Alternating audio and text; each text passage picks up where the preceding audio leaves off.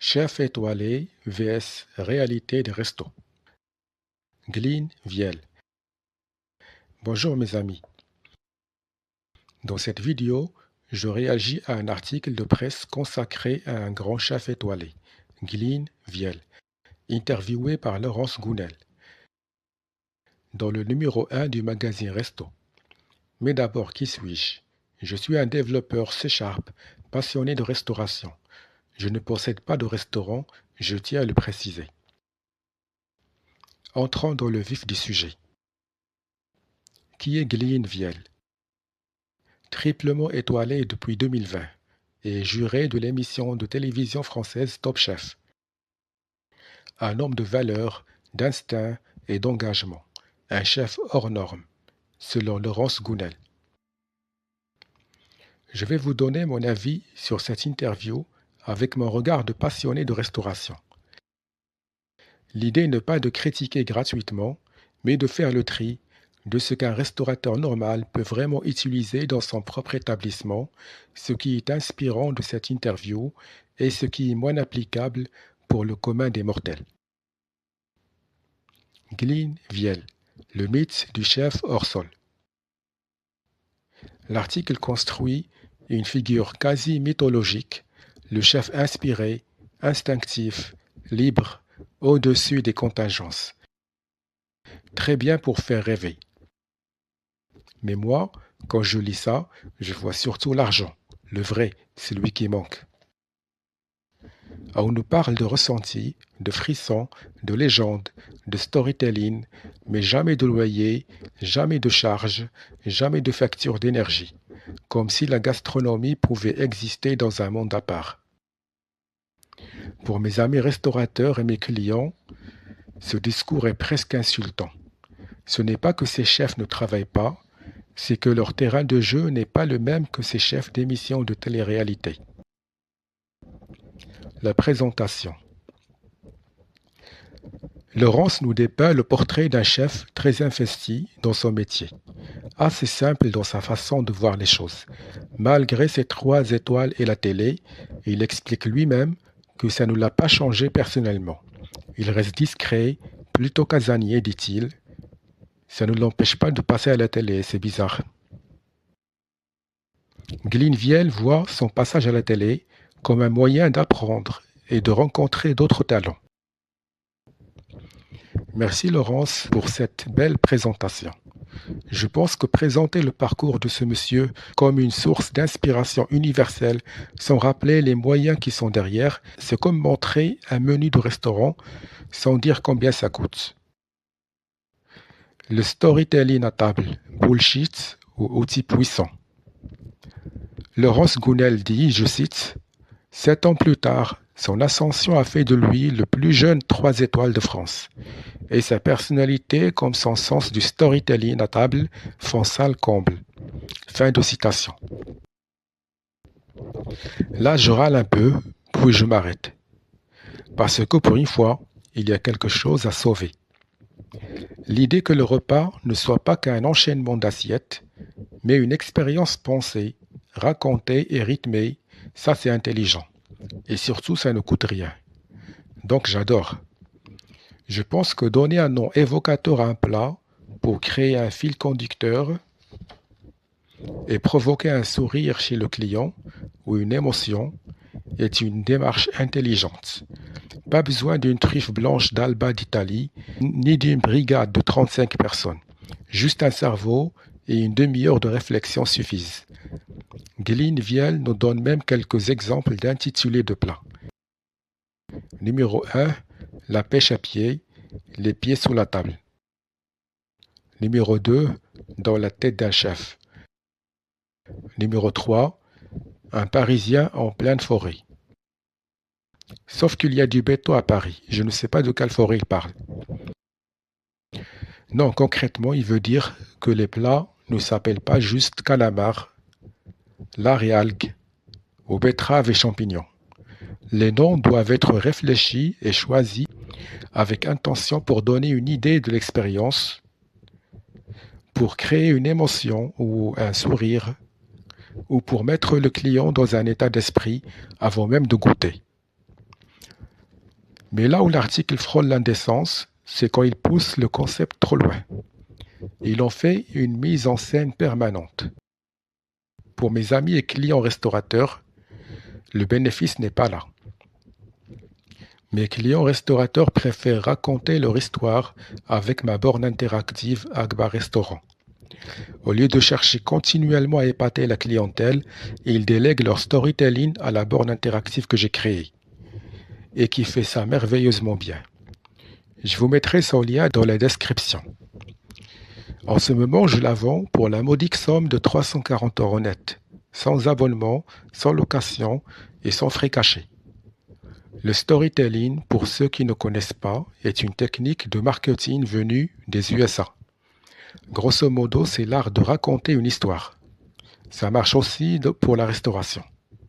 Donc oui, le storytelling bien utilisé peut augmenter la valeur perçue d'un restaurant, sans augmenter les coûts, à condition que le chef ne devienne pas un artiste conteur.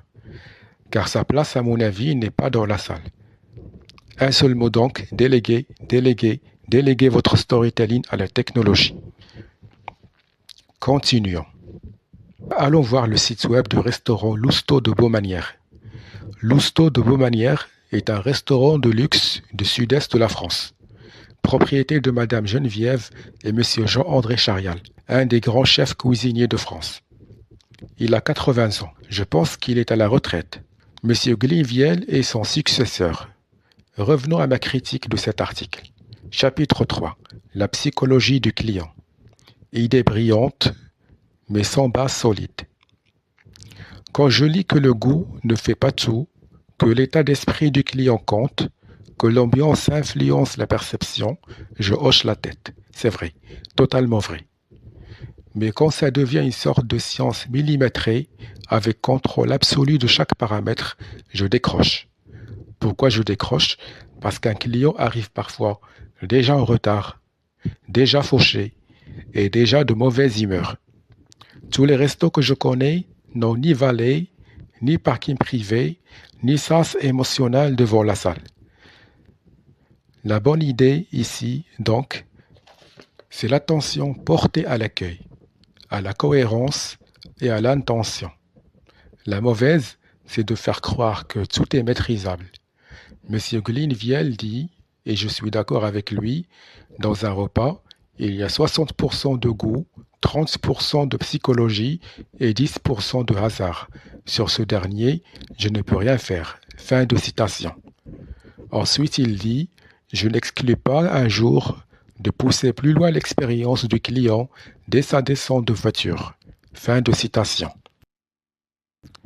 Là, je ne suis pas d'accord. Je comprends l'idée d'améliorer l'accueil et de soigner les premiers instants. Dans son contexte, avec un domaine, un parking privé et du personnel, c'est possible. Mais dans la majorité des restos que je connais, c'est juste irréaliste. Quand un client arrive, il sort parfois d'une galère de stationnement, il a déjà une idée en tête de ce qu'il va payer, il n'a pas besoin qu'on lui fasse un show. Si on commence à vouloir mettre en scène l'arrivée, ça peut vite devenir lourd et gênant. Donc pour moi, l'expérience ne doit pas commencer trop tôt, ni être imposée au client. Le client doit rester à l'aise et ne pas avoir l'impression d'entrer dans un parcours obligé. Il veut juste se garer, entrer, s'asseoir et manger tranquille. Mais dans un endroit comme Lousteau de Baumanière, isolé, haut de gamme, avec des clients qui viennent pour vivre un moment spécial, pourquoi pas, ça peut fonctionner. Chapitre 4. La signature. Un menu tout légumes de 180 €. Au retour d'un voyage en Inde, en 1985, Jean-André Charial a inauguré un menu tout légumes. Son successeur Glinviel continue donc dans cette lancée et propose un menu légumes pour 180 €, plus un menu en 10 séquences à partir de 310 €. Là, franchement, je dis bravo. Pourquoi? Parce que dans un menu végétal, la créativité remplace le luxe et les coûts des matières premières peuvent être facilement maîtrisés. Contrairement à beaucoup de discours verts creux, ici, on sent vraiment une logique de fond. Glinviel est adepte du locavorisme. manger local et manger saison. Son menu végétal n'est pas un gadget de communication. Pour moi, c'est probablement la partie la plus transposable de cet article. Pas juste copier les plats, mais copier l'approche et faire mieux en assumant un parti pris clair.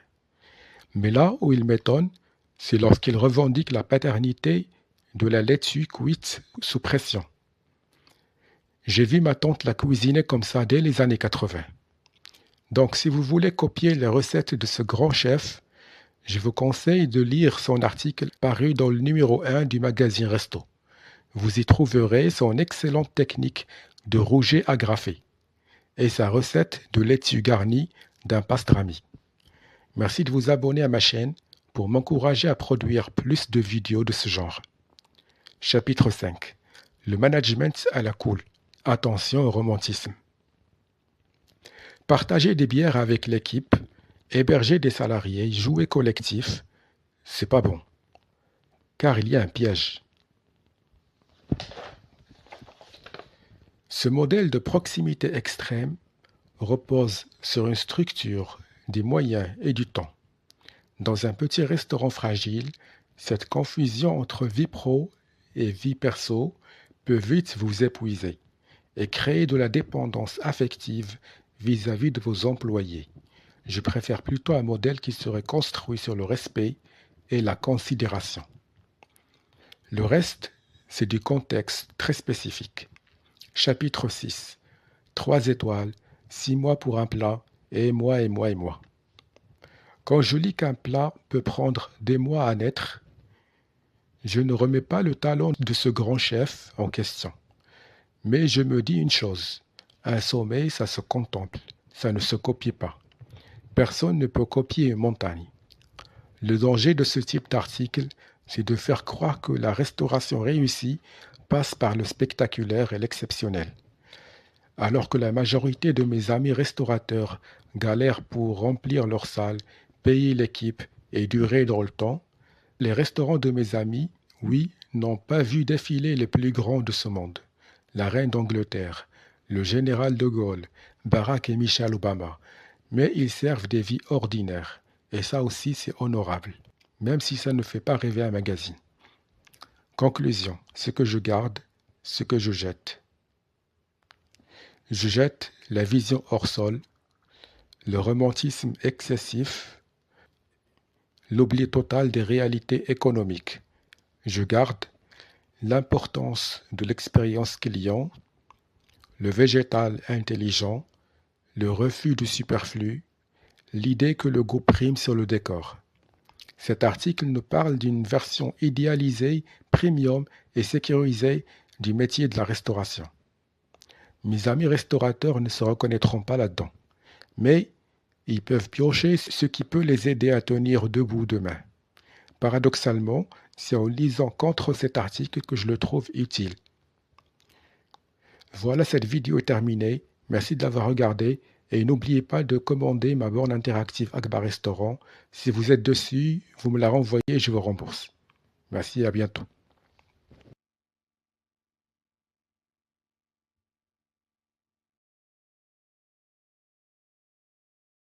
Ton fils Arthur, l'autre fois, il t'a demandé comment gagner de l'argent parce qu'il vend ses Legos en ce moment. Ouais. Et il a créé une vidéo pour ton restaurant. Comment il l'a créé? Ah oui, ça m'a bluffé. Il a juste été sur akbarrestaurant.com, il a cliqué sur créer une vidéo, il a choisi un modèle tout prêt et sa vidéo était prête. Vous aussi, si vous êtes propriétaire d'un restaurant, allez créer gratuitement vos vidéos sur akbarrestaurant.com. Vous avez droit à une vidéo offerte par semaine. Profitez-en.